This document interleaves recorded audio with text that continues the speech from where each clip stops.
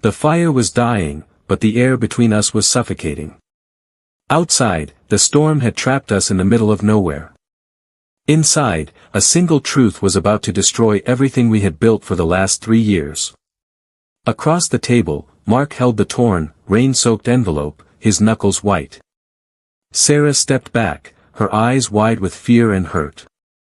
Mark asked, his voice shaking, "You knew? All this time, Sarah, you knew about this?" Sarah replied, "Mark, listen to me, it is not what you think."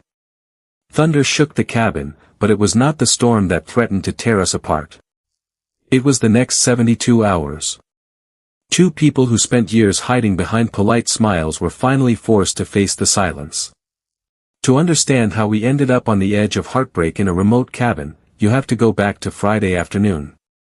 Mark and Sarah were co-workers turned business partners. For 3 years, their relationship was defined by strict boundaries, professional emails, shared coffee cups in quiet office corners, and an unspoken tension that neither ever dared to name. The trip was meant to be purely practical. A quiet weekend at a secluded mountain cabin to finish a high-stakes project before Monday's deadline.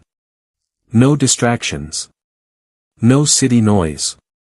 Just work.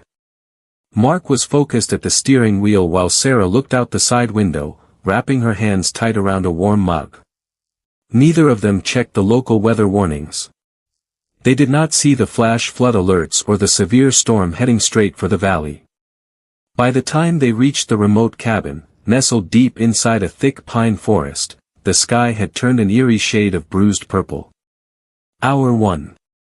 The heavy wooden door closed with a thud, and the rain started pouring violently. The power was the first thing to go.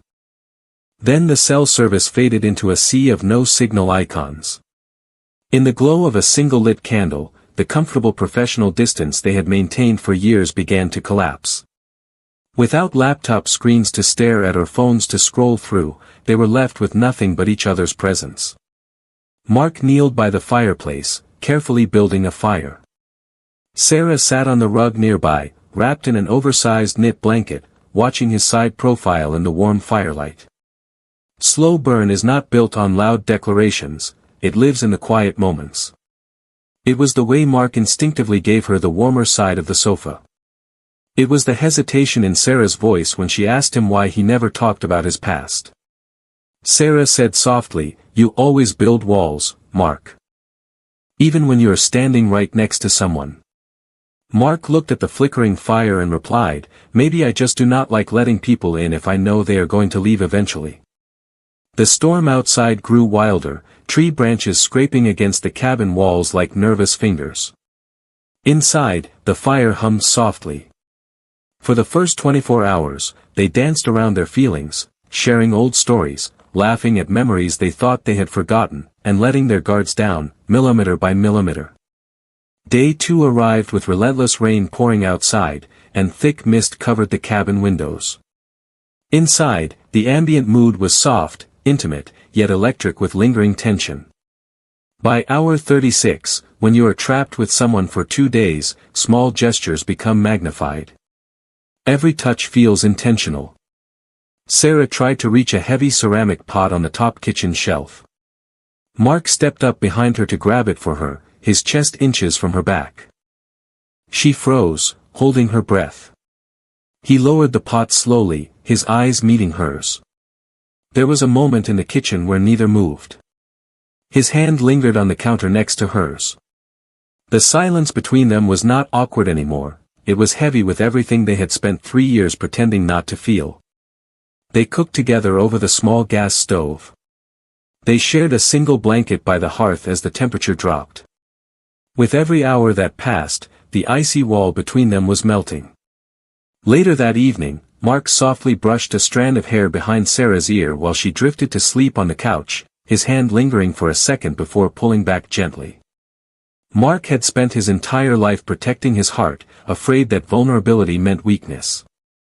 But looking at Sarah under the soft golden light of the fireplace, he realized the real danger was not falling, it was never giving himself the chance to try. By hour 52, the storm hit its absolute peak. And so did the secrets.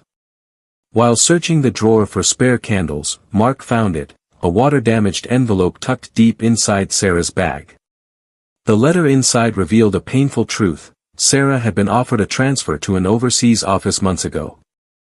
She was scheduled to leave the country permanently in less than 2 weeks.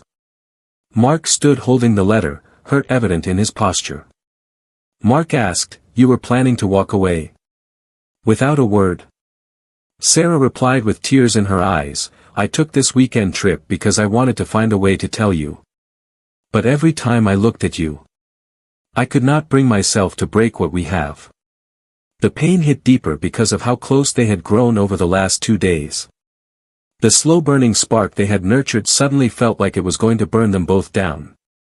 For hours, silence returned to the cabin, not the cozy silence of before, but a painful, heavy quiet. They sat on opposite ends of the room, listening to the rain, both realizing that time was running out. By hour 68, anger eventually gave way to exhaustion, and exhaustion broke down pride. Late at night, the storm began to subside into a gentle, steady pitter-patter, leaving the fire glowing soft orange. Sarah sat on the rug by the fire, wrapped in a blanket. Mark walked over slowly and sat down right beside her, close enough that their shoulders touched. Mark said softly, "I am not mad that you are leaving, Sarah. I am terrified, because I let myself imagine a life where you stayed." Sarah turned her face to look at him, tears shimmering in her eyes. Sarah whispered, "I was scared too, Mark. I thought if I stayed, I would be holding on to something that only existed in my head." In that small, quiet cabin, surrounded by miles of wilderness and 3 days of relentless rain, the last barrier fell. Mark reached out, his fingers gently cupping her cheek, and for the first time in 3 years, there was no hesitation. Their foreheads rested together before a gentle, long-awaited kiss by the dim firelight. By hour 72, morning light broke through the clouds. The storm had cleared. Bright sunlight reflected off the wet pine trees outside. The cabin door opened. The storm had cleared. The roads were open again. The world outside had not changed, but inside that cabin, everything had. Mark and Sarah walked out together toward the car. They were not walking at a distance anymore, their hands were locked together tightly. Sometimes, it takes getting lost in a storm to finally find where you truly belong. They walked into that cabin as hesitant strangers hiding behind fear, and walked out together, ready to face whatever came next.